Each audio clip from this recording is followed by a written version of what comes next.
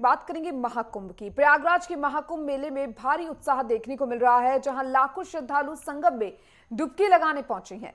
अब तक आपको बता दें कि 63 करोड़ से अधिक श्रद्धालुओं ने स्नान किया है।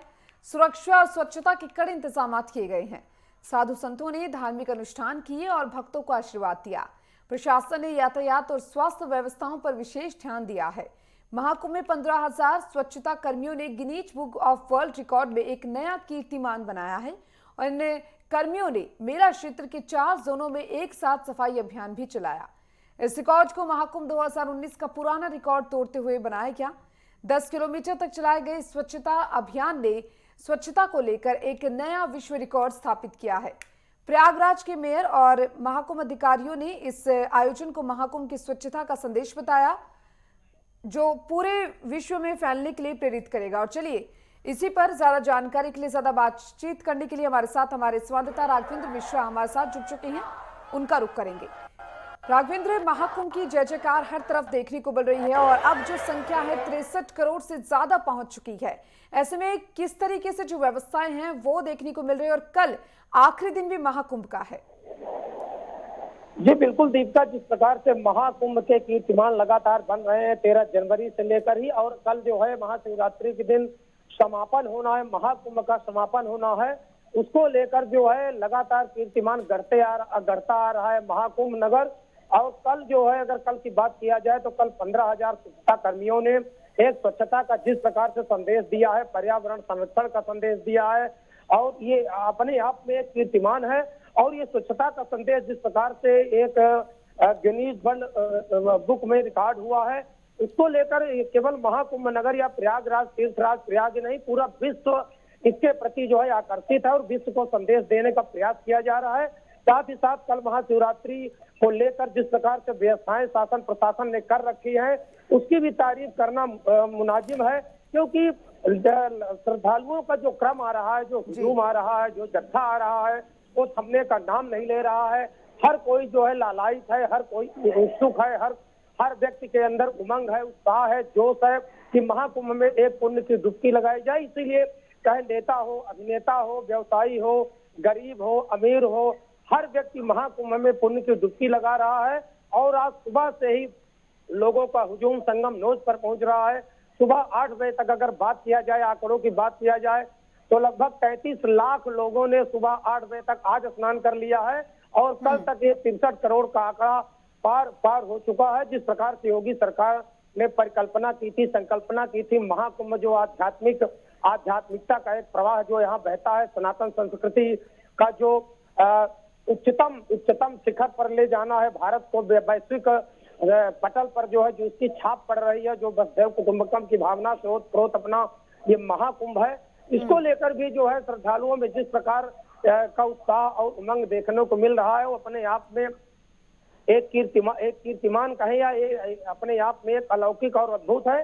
तो आज जो है कल महाशिवरात्रि की तैयारियों को लेकर पुलिस प्रशासन भी पूरी तरह से सख्त है। दिशा निर्देशों का श्रद्धालुओं से अपील की जा रही है कि जो शासन की एडवाइजरी है, जो शासन द्वारा दिशा निर्देश जारी किए गए हैं, उनका अनुपालन करें। जो जिस घाट पर पहुंचेगा वहीं पर स्नान करेगा, क्योंकि कल ये अनुमान लगाया जा रहा है कि लगभग 2 करोड़ के ऊपर श्रद्धालु कल स्नान करेंगे। तो आंकड़ा कल जो है 65 करोड़ के पार होता नजर आएगा। जी दीपिका। बिल्कुल राघवेंद्र, और देखिए कल महाशिवरात्रि और महाकुंभ का अंतिम दिन भी है। ऐसे में आज से एक नया ट्रैफिक प्लान भी लागू किया गया है, वो किस तरीके से काम करेगा? जी बिल्कुल, जिस प्रकार से ट्रैफिक की व्यवस्थाओं को लेकर योगी सरकार पहले से ही मुस्तैद है और सारे अधिकारियों को दिशा निर्देश जारी किया है। और यहाँ पर जो भी बड़े बड़े अफसरों की तैनाती की गई है कि जो यातायात प्रबंधन की व्यवस्था है पूरी तरह से चुस्त दुरुस्त हो। इसीलिए जो 36 पार्किंग स्थल बनाए गए हैं, जो भी वाहन आ रहे हैं, क्योंकि देखा जा रहा है कि ये माघ पूर्णिमा के पश्चात जो है श्रद्धालु चाहे राजस्थान के हो या अन्य प्रदेशों को हो, छत्तीसगढ़ के हो, असम के हो, बंगाल के हो, सब अपने निजी वाहनों से आ रहे हैं। तो निजी वाहनों के बढ़ते दबाव को देखते हुए प्रशासन ने उनको पार्किंग की अलग व्यवस्थाएं की रखी है और अस्थायी पार्किंग की व्यवस्था की है, क्योंकि जो 36 पार्किंग स्थल बनाए गए हैं वहां पर लगातार जो गाड़ियों का हुजूम है वो बढ़ता नजर आता है। पार्किंग स्थल पूरी तरह से जब भर जाते हैं तो लगभग 10-5 किलोमीटर बाहर अस्थायी पार्किंग स्थल बनाए गए हैं। जो बसें आ रही हैं, जो दूर दूर से टूरिस्ट बसें आ रही हैं, उनको भी वहीं पर पार्क किया जाता है। और वहीं से शटल बसों के माध्यम से श्रद्धालुओं को संगम भेजा जाता है और स्नान करने के पश्चात उसी शटल बस में बैठकर वो सीधे जो है जो पार्किंग स्थल अस्थायी बनाए गए हैं वहां पर वो पहुंचते हैं और अपने गंतव्य को प्रस्थान करते हैं। तो जिस प्रकार से यातायात प्रबंधन को लेकर चतुर्दिक पूरा जो घेरा बनाया गया है, जो 3 लेयर में व्यवस्थाएं की गई हैं जिससे श्रद्धालुओं को कोई असुविधा ना हो, कोई दिक्कत ना हो, तो आज और कल ये जो है बहुत ही महत्वपूर्ण दिन है और ये चुनौती भी है शासन प्रशासन के लिए, क्योंकि कल समापन होना है और ये इसका ख्याल पूरी तरह से मेला प्राधिकरण के अधिकारी हो अथवा योगी सरकार की जो मशीनरी है पूरी तरह से ध्यान दे रही है कि ये 2 दिन का जो अवसर है, जो ये महास्नान कल होना है महाशिवरात्रि का, उस पर कोई चूक न हो और श्रद्धालुओं को कोई असुविधा न हो, इसकी पूरी व्यवस्थाएं की गई हैं। बिल्कुल राघवेंद्र, और देखिए मुख्यमंत्री योगी आदित्यनाथ भी समय समय पर मॉनिटरिंग करते हुए नजर आ रही है और पुलिस प्रशासन भी पूरी तरह से अपनी तैयारियों में जुटा हुआ है। साथ ही देखिए डीआईजी का भी ये बयान सामने आया है कि महाशिवरात्रि पर चाहे कितनी भी भीड़ हो, लेकिन हम भीड़ को नियंत्रित करेंगे और जो व्यवस्थाएं हैं वो पुख्ता कर ली गई है। ऐसे में सुरक्षा की दृष्टि से जो व्यवस्थाएं हैं वो किस तरीके से की जा रही हैं? जी, सुरक्षा की बात करना बहुत ही आवश्यक है, क्योंकि मुख्य चुनौती जो प्रशासन के सुरक्षा व्यवस्था को लेकर है, क्योंकि इतनी बड़ी संख्या में श्रद्धालुओं का आगमन होना है यहाँ पर संगम में स्नान करना, तो ये प्रशासन की पूरी तरह से मंशा है कि श्रद्धालुओं को कोई दिक्कत ना हो, उनको पूरी सुरक्षा मुहैया कराई जाए और किसी प्रकार की अनहोनी ना हो, कोई असुविधा ना हो। तो इसको लेकर ये देखा जा रहा है जो ट्रिपल ICC सभागार है वहां से मॉनिटरिंग की जा रही है, हर जगह CCTV कैमरों से निगरानी की गई। लेकिन जो मुख्य बात है, क्योंकि माघी पूर्णिमा के पश्चात जो है श्रद्धालुओं का जो हुजूम आता है वो केवल संगम नोज पर होता है और संगम नोज क्योंकि त्रिवेणी में हर व्यक्ति स्नान करना चाहता है, हालांकि 44 घाट बनाए गए हैं, पक्के अस्थायी घाट बनाए गए हैं। प्रशासन लगातार ये अपील कर रहा है कि जो जिस घाट पर पहुंचे वहीं पर स्नान करे, किंतु जो श्रद्धालुओं का हुजूम है वो त्रिवेणी में ही स्नान करने के लिए पहुंच रहा है। जो भी VIP जाते हैं, चाहे नेता हो चाहे विनेता हो, सब त्रिवेणी संगम में डुबकी लगाना चाहते हैं। तो प्रशासन जो संगम नोज का है पूरी तरह से घेराबंदी कर रखा है। CRPF के जवान, अर्धसैनिक बल, पुलिस प्रशासन, जो भी सुरक्षा कर्मी लगे हुए हैं संगम नोज पर लगे। साथ ही साथ जो GT जवाहर मार्ग है जहां से श्रद्धालुओं का पूरा क्रम आता है, एकल मार्ग जो बनाया गया है, और दूसरा जो त्रिवेणी मार्ग से उनकी निकासी की जाती है, बड़े हनुमान जी मंदिर और अक्षय वट का भी लोग दर्शन करते हैं। तो ये पूरा अक्षय वट, हनुमान मंदिर और त्रिवेणी मार्ग, काली मार्ग और संगम नोज, ये पूरी तरह से सुरक्षा के घेरे में इसको जो है रखा गया है, क्योंकि श्रद्धालुओं का पूरी तरह से हुजूम वहां पहुंच रहा है। और जो यातायात प्रबंधन है, जो शहर के अन्य मार्ग हैं, चाहे झूसी क्षेत्र हो, चाहे अरैल क्षेत्र हो, अथवा जो छतनाग क्षेत्र हो या फिर नागवासुकी मंदिर हो, क्योंकि यहीं पर लोगों का ज्यादा से ज्यादा हुजूम। बिल्कुल राघवेंद्र, और देखिए कल महाकुंभ की अगर बात करें तो आखिरी दिन है, महाशिवरात्रि भी है। ऐसे में जो स्नान है वो भी आखिरी होने वाला है और लोगों का हुजूम भी कहीं ना कहीं देखने को मिलेगा, लेकिन व्यवस्थाएं जो है वो पूरी तरह से चाक चौबंद है और सुरक्षा व्यवस्थाओं पर भी पूरी तरह से नजर है। चलिए, बहुत बहुत शुक्रिया तमाम जानकारी को विस्तार से साझा करने के लिए। महाकुंभ 2025 के पावन अवसर पर बॉलीवुड अभिनेता अक्षय कुमार ने पवित्र संगम में आस्था की डुबकी लगाई और धार्मिक अनुष्ठानों में भाग भी लिया। इस दौरान उन्होंने महाकुंभ में की गई व्यवस्थाओं की सराहना करते हुए मुख्यमंत्री योगी आदित्यनाथ, प्रशासनिक अधिकारियों, पुलिस बल और कर्मचारियों का आभार भी प्रकट किया है। अक्षय कुमार ने कहा कि बहुत ही अच्छा लगा, यहाँ पर बहुत अच्छी व्यवस्था है। मैं इसके लिए मुख्यमंत्री योगी आदित्यनाथ का बहुत बहुत धन्यवाद करता हूँ। इस कुंभ में सभी बड़े बड़े लोग आ रहे हैं और जो इंतजाम किए गए हैं वे बहुत ही अच्छे हैं। मैं सारे कर्मचारी का और पुलिस का भी धन्यवाद करता हूं। और देखिए तस्वीरें भी आपको दिखा रहे हैं जब अभिनेता अक्षय कुमार ने संगम में डुबकी लगाई थी और साथ ही मुख्यमंत्री योगी आदित्यनाथ की भी वो सराहना करते हुए नजर आए हैं।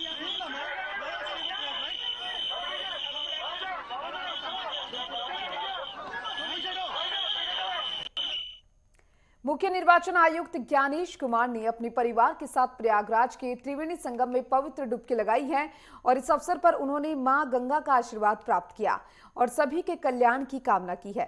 आस्था और श्रद्धा के इस क्षण को साझा करते हुए उन्होंने कहा कि मैं स्वयं को बहुत अच्छा महसूस कर रहा हूं। मैं अपने माता पिता और परिवार के साथ में मां गंगा का आशीर्वाद लेने आया हूं। मां गंगा हम सभी पर अपनी कृपा बनाए रखे। गंगा माँ का आशीर्वाद लेने हम सपरिवार और अपने माताजी, पिताजी और अपने घर के सभी वयस्क लोगों के साथ और साथियों, फैमिली के साथ आए हैं। गंगा माँ की कृपा हम सब पर बनी रहे। किस तरह का नमस्कार। भाव है? त्रिवेणी संगम पहली बार आना हुआ है, तो कैसा भाव? बहुत अच्छा लग रहा है। महाकुंभ का अंतिम स्नान पर्व महाशिवरात्रि पर 26 फरवरी को आयोजित होगा। इस अवसर पर उत्तर प्रदेश सरकार ने सुरक्षा, यातायात प्रबंधन और चिकित्सा सुविधाओं के लिए विशेष कदम उठाए हैं। मुख्यमंत्री योगी आदित्यनाथ के नेतृत्व में श्रद्धालुओं को सुरक्षा और सुविधा प्रदान करने के लिए अभूतपूर्व इंतजाम किए गए हैं, जिससे आयोजन सफल होगा और सुरक्षित होगा। इस रिपोर्ट में देखिए।